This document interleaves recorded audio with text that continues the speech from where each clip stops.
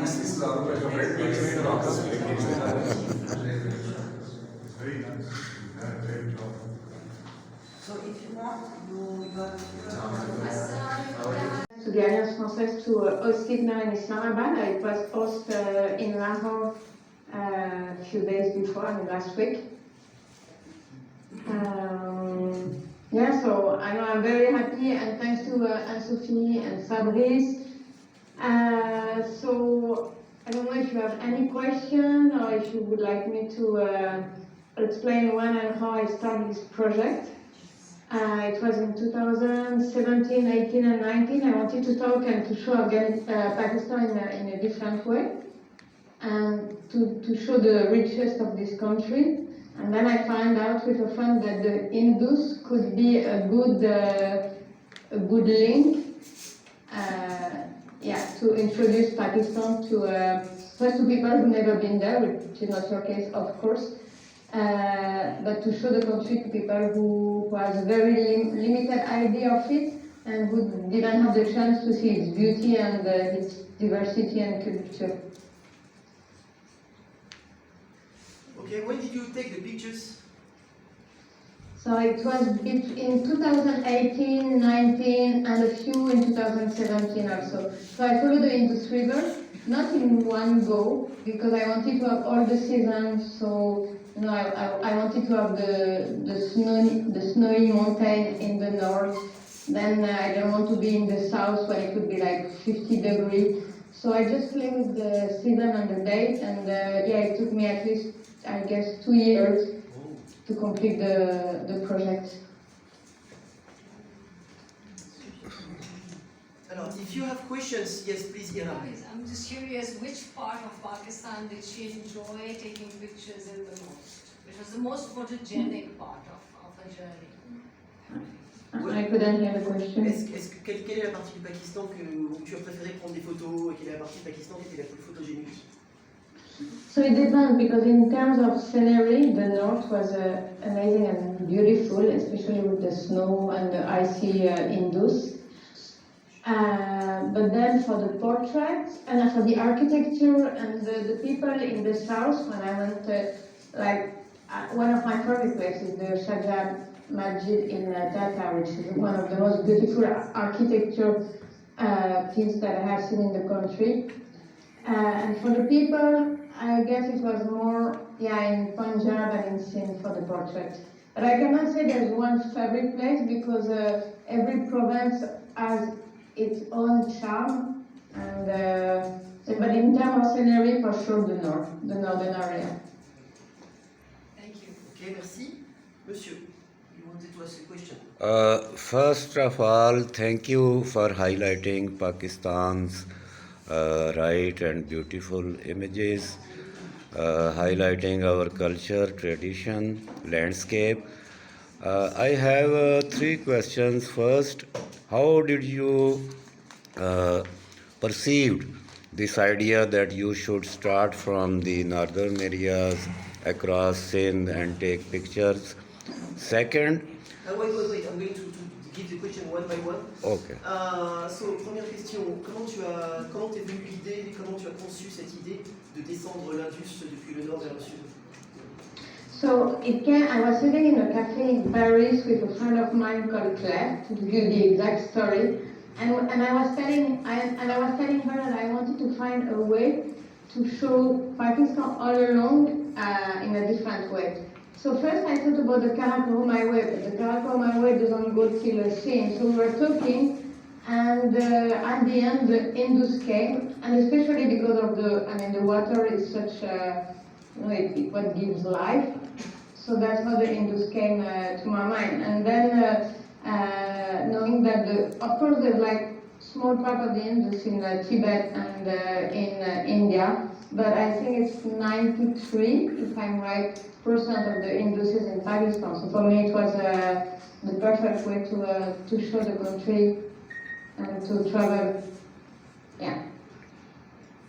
May I? Yes, please. Second question is, how did you, what was your experience in meeting with the local people Did you experience some awkward thing or somewhere you felt some, security matter, etc.? Quelle était ton expérience de la rencontre avec les locaux? Est-ce que tu as eu des moments où tu t'es senti en insécurité ou... Enfin, comment s'est passé le contact avec les locaux? It's amazing actually. The hospitality was always great. I never felt unsafe, never been scared. I mean, let's say I was very lucky, but I never had bad experience. And the hospitality was quite amazing, either in the north, in the south. So it was very good experience. Ok, merci. Monsieur, yes. Can you tell us that you have traveled to whole of Indus, right from northern area to the sea level? So it's it's one of the biggest, the longest river in the world. Can you tell us that how Pakistan can attract the foreign tourists to visit here, and which particular sites you will say that this could be developed in this shape? So what would you suggest for to attract the foreign tourists to visit in this way and to travel along with Indus? And so can you give suggestions to Pakistan? So I have a question. So to be honest, I'm not a good PR. So in terms of me, I came as a traveler first in Pakistan in 2010 as a backpacker. So I have that desire of traveling and to see places which are a little bit, I would say, unknown. But in 2010, it was